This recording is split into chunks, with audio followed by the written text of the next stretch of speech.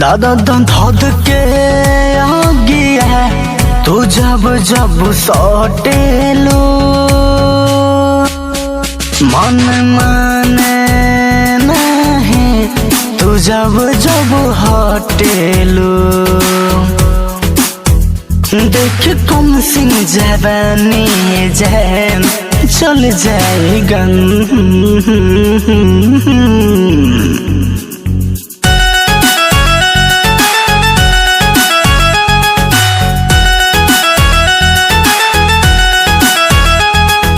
टिप टिपी बरसा पानी में भीगे जवानी आग लगल बादल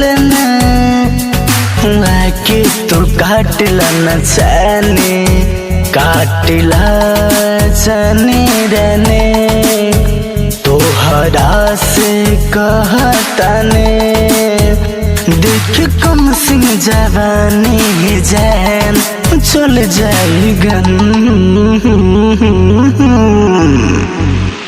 हे हे